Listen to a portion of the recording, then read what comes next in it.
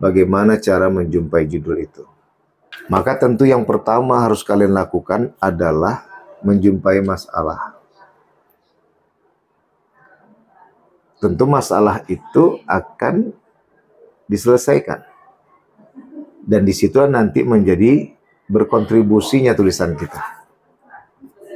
Bukan cari-cari masalah, jumpai masalah.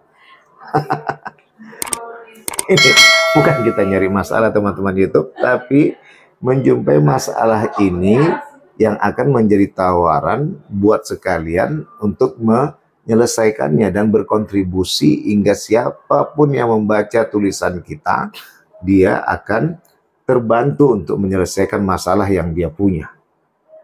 Bisa dipahami? Yang pertama, jumpai masalah. Halo sahabat semuanya, salam giat. Berjumpa di channel al.andawi.andi. Jangan lupa klik tombol subscribe dan nyalakan loncengnya ya. Terima kasih. Assalamualaikum warahmatullahi wabarakatuh. Salam giat. Berjumpa kembali bersama channel al.andawi.andi. Kali ini kita akan membahas tentang konsultasi judul. Ya, mahasiswa Magister Ilmu Al-Quran Tafsir Fakultas Studi Islam Universitas Islam Negeri Sumatera Utara Medan. Bersama kita Jul Halim dan Aldi Pangestu. Baik, sekarang Jul Halim ya. Sebelum kita bahas ini, Ustadz mau ngasih kepada kalian berdua juga wawasan, juga kepada teman-teman YouTube sekalian, bagaimana cara menjumpai judul itu. Maka tentu yang pertama harus kalian lakukan adalah menjumpai masalah. Tentu masalah itu akan diselesaikan. Dan di situ nanti menjadi berkontribusinya tulisan kita. Bukan cari-cari masalah, jumpai masalah. Ini bukan kita nyari masalah teman-teman YouTube, tapi menjumpai masalah ini yang akan menjadi tawaran buat sekalian untuk menyelesaikannya dan berkontribusi hingga siapapun yang membaca tulisan kita, dia akan terbantu untuk menyelesaikan masalah yang dia punya. Bisa dipahami? Yang pertama, jumpai masalah. Yang kedua, muncul pertanyaan baru. Kayak mana cara jumpanya Ustaz? Googling lah di Google. Ketikan permasalahan yang lagi viral. Tergantung apakah masalah sosial kah, masalah budaya kah, masalah tauhid kah, terutama masalah tafsir. Permasalahan tafsir yang muncul di Nusantara misalnya, atau di masyarakat bumi Nusantara, keluar itu sudah muncul nanti, udah dapatlah kita informasinya. Ada yang dia mengulaskan tentang wadah yang terjebak masalah itu, ada juga cuman mengabarkan secara kajian umum. Yang penting adik-adik Jul Halim dan Aldi Pangestu sudah tahu bahwa itulah masalah yang layak untuk diangkat. Maka masuk yang ketiga, permasalahan yang terjadi di berbagai daerah, medsos. Nah, ini yang dikutip dari medsos. Apa guna? Penegasan bahwa yang kita ungkapkan itu bukan ungkapan biasa. Itulah yang sudah terangkat, terekspos di dunia media sosial. Apa itu di newspaper, apa itu di koran, apakah itu di kom-kom sekalian. Maka masuk yang keempat. Bila kita saat ini di prodi ilmu Al-Quran Tafsir, cari permasalahan yang muncul di program permasalahan muncul dalam penelitian Al-Quran dan Tafsir. Muncullah masalah tadi.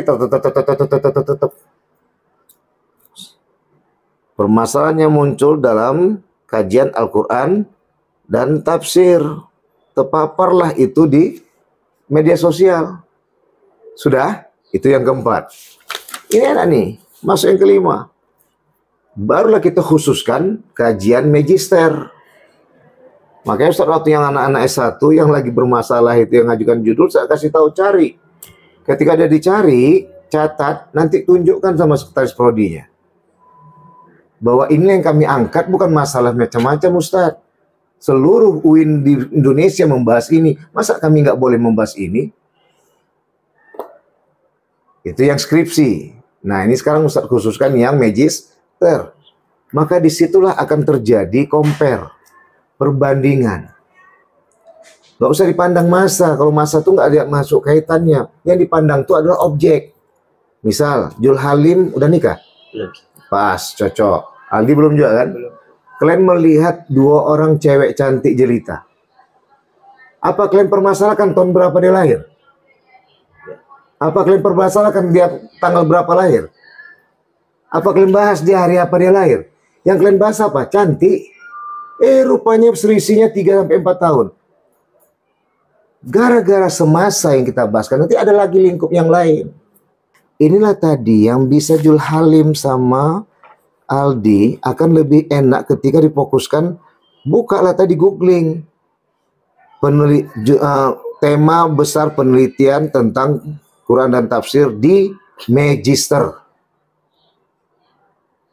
Ingat satu hal, adik-adik harus pahami, Jul Halim dan Aldi Pangestu juga teman-teman YouTube, analisis deskriptif itu sebenarnya sangat familiar di S2 dan S3. Sedangkan konten analisis itu di S1. Filosofinya apa? Biar nggak ribet orang tuh untuk melatih diri menulis. Yang kedua, termotivasi untuk masuk S2. Jadi itu yang Ustaz kembalikan, ada tahapan-tahapan. Nah, walaupun nanti di dalam S2 itu juga ada konten analisis, dia nggak bisa pisah dengan deskriptif analisis. Makanya sekarang, semenjak 2016, mulailah dilatih mahasiswa S1 untuk dapat melatih dan analisa deskriptif. Tapi jangan jadikan itu sebagai kewajiban. Makanya jurnal itu kan sebenarnya langkah yang nggak jadi patokan. Mengalihkan skripsi ke jurnal. Muatan godaannya kan cuma lembaran. Kalau skripsi tadi 50-60 halaman, jurnal cuma 17 halaman. Padahal lebih payah lagi awak mengkerdilkan daripada membesarkan. Kalau membesarkan tuh apa? Makan apa aja semua besar badan. Nguruskannya kayak Ustaz ini payah. Ustaz logikanya ke situ. Salah kalau dijadikan sebagai itu, tapi tetap format S1 itu dengan skripsinya itu tidak bisa. Makanya Ustaz ketika ditanya, Ustaz kita gunakan makalah atau PPT? Mana enak kalian? PPT Ustaz. Kenapa enak? Karena sikit Ustaz. Oke. Kenapa bisa sikit?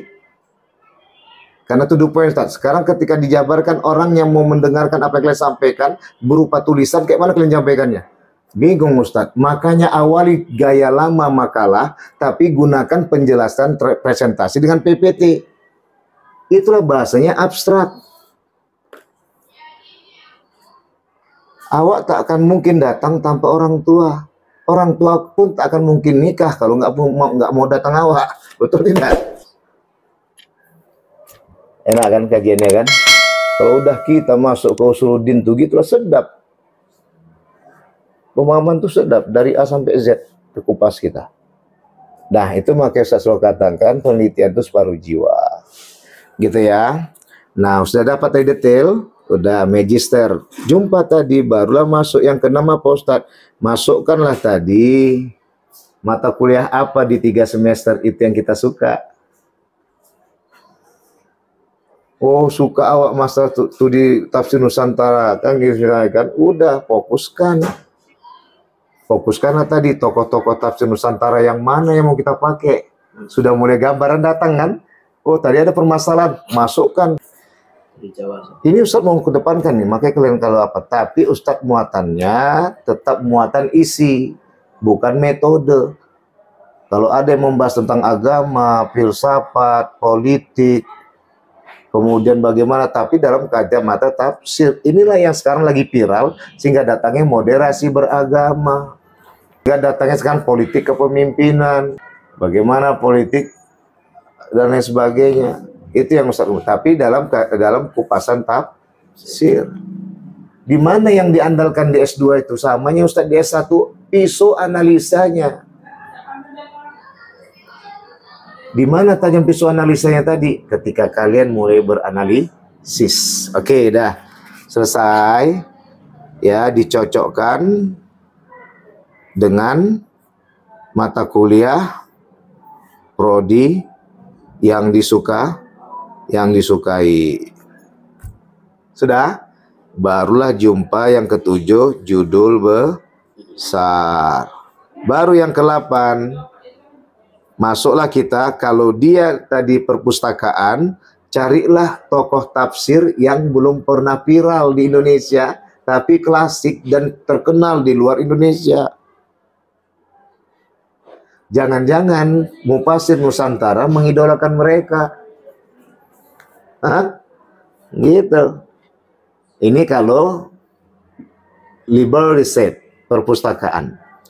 Nah, kalau dia field riset, lapangan, barulah cari daerah mana yang betul-betul mempunyai nuansa pemahaman tafsiriyah. Tapi biasanya susah sih. Itu biasanya kalau lapangan tuh Quran, misalnya manuskrip, apa bagaimana mereka. Ya, gitu ya. Ini Ustaz fokus sekarang kepada kualitatif perpustakaan. Selesai, itulah cara dalam menjumpai judul. Sekarang masuk kepada Jul Halim. Jul, ini yang pertama pengaruh tafsir Madrosi karya Haji Umar Bakri di pesantren Mawaridus Salam. Menarik sih, kalau sekedar untuk kita melakukan ingin tahu. Tapi kita mau yang belum tahu jadi tahu, dan kita belum tahu pun ikut tahu, akhirnya semua orang pada tahu bahwa pengetahuan ini sangat tahu untuk diketahui oleh orang-orang yang tahu. Maka dalam hal ini ada dua Ustaz lihat dalam judul pertama Jul Halim. Yang pertama perpustakaan, pengaruh tafsir Madrosi karya Haji Umar Bakri. Yang kedua adalah lapangan, pengamalan kaidah tafsiriyah di pesantren Mawaridus Salam, atau pengamalan nilai-nilai tafsir Madrosi di dalam pesantren Mawaridus Salam. Itu yang kedua. Tapi ada satu hal, kalau itu yang diambil, ada kelemahannya lebih besar daripada kelebihannya. Kekurangan lebih besar.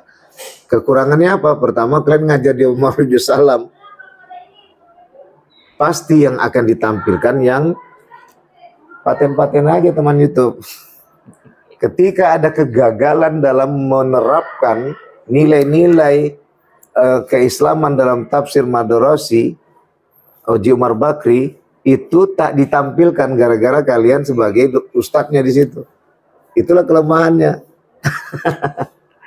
Yang kedua adalah tidak maksimal. Sebenarnya nanti jadi susahnya di saat Jul Halim memaparkan bagaimana sisi tentang Umar Bakri, bagaimana sisi Mawaridus Salam. Ini yang terjadi ambigu. Dua variabel. Iya, bukan dua variabel, dua metode yang susah untuk dilihat hasilnya.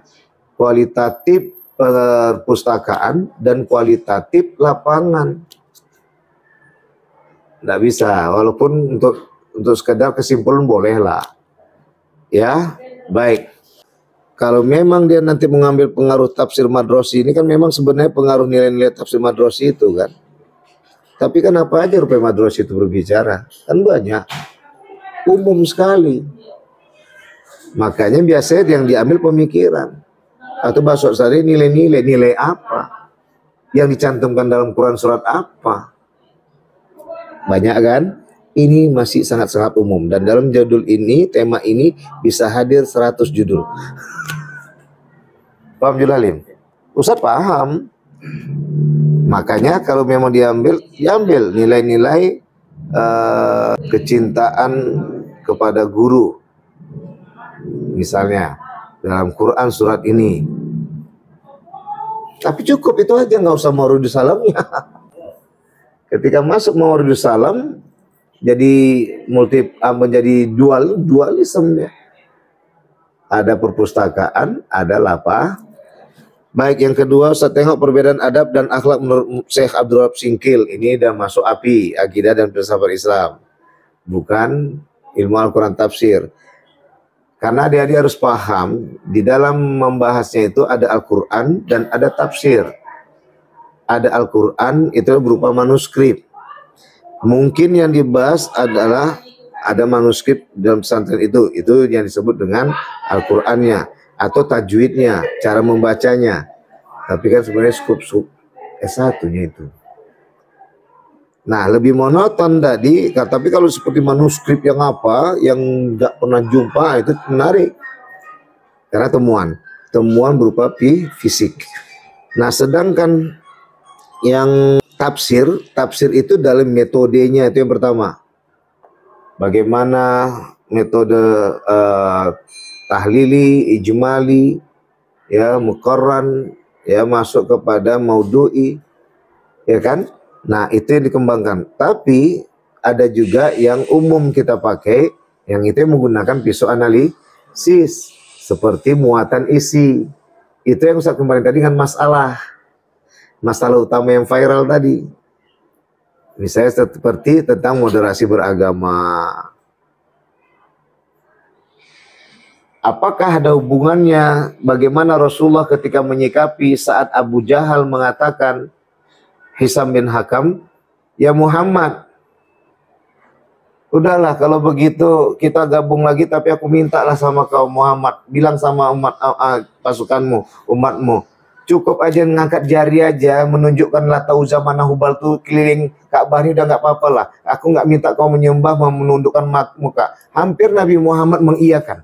Sehingga datanglah ayat Allah Subhanahu wa taala, tidak bisa karena itu namanya subhat. Kan menarik kan? Nah, jadi yang mana yang disebut moderasi beragama itu? Gitu. Tapi kalau udah namanya tauhid, tetap istilah dengan kaji lakum.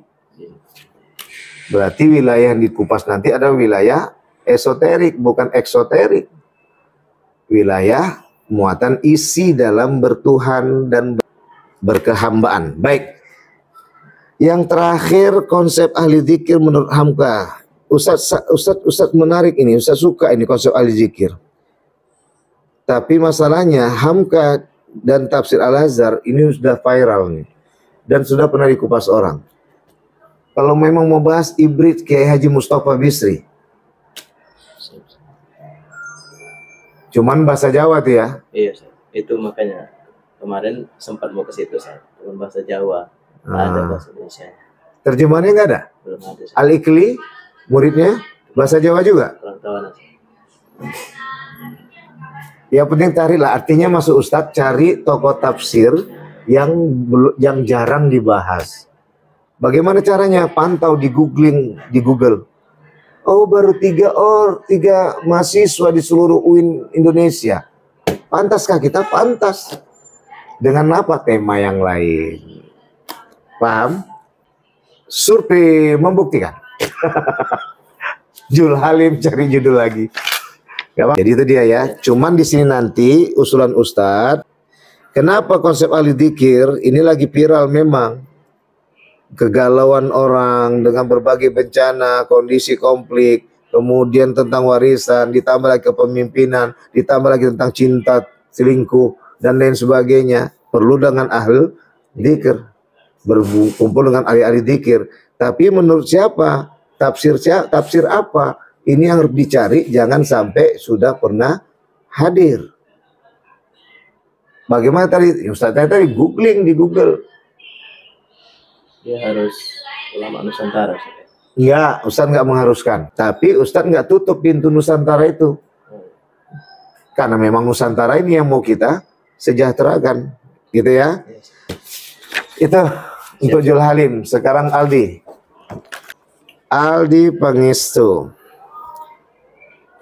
mengajukan impak menurut Syekh Wahbah Al-Juhaili dalam tafsir Al-Munir.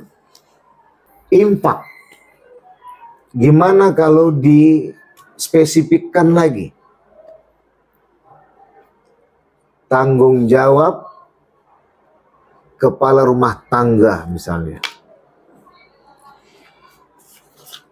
Ini kan impak masih umum nih. Iya kan? Modelnya apa dia, bentuknya apa dia, masih banyak bisa kita lihat. Tapi kalau fokus aja kenapa? Spesifik.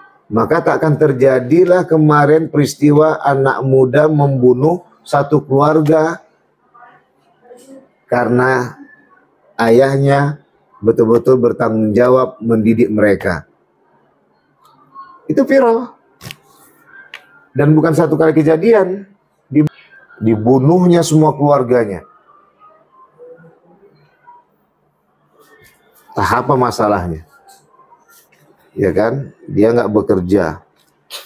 Nah, jadi masuk Ustadz, impak ini dibahasakan dengan bahasa umum, tapi nanti dikaitkan dengan bagaimana dalam Quran surat itu. Makanya di sini harus ada Quran surat apa? Kalau ini umum kali. Dengan konsep filantropi Michael and Susan Del Foundation. Kapan pula konsep ini bersinggungan dengan Juhail? Nah, itu jadi harus dibalikan.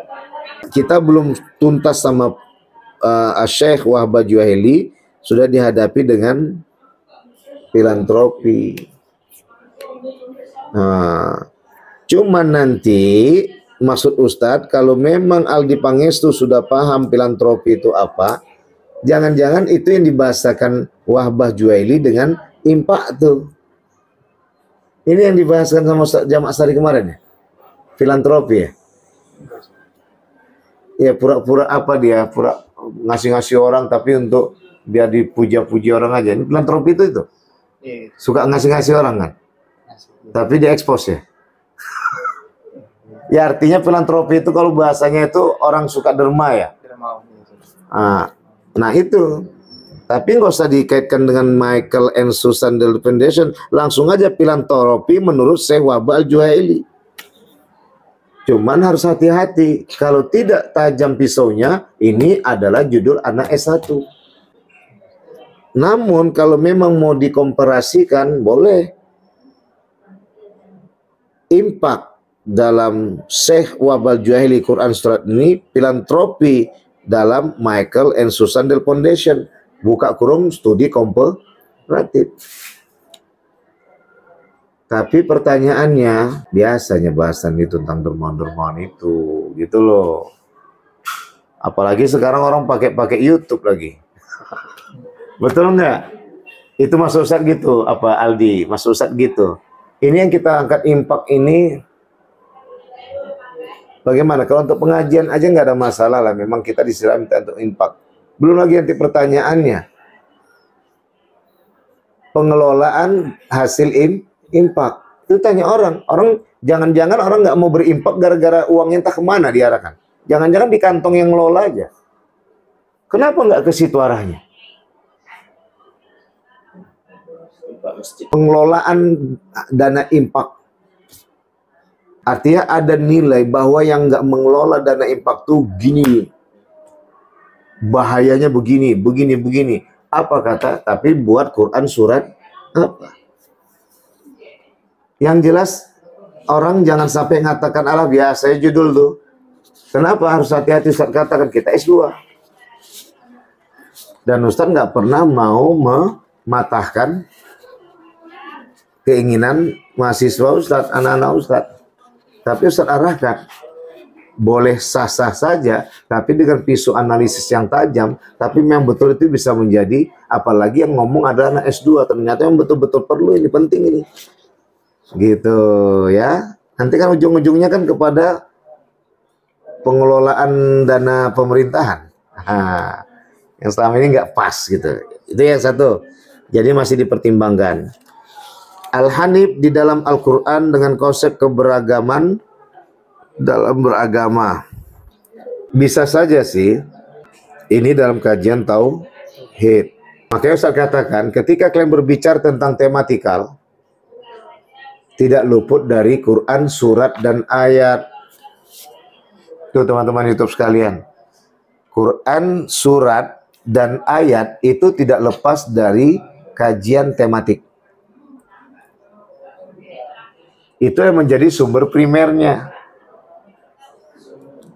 Sumber primernya itu yaitu. Kalau ini masih umum.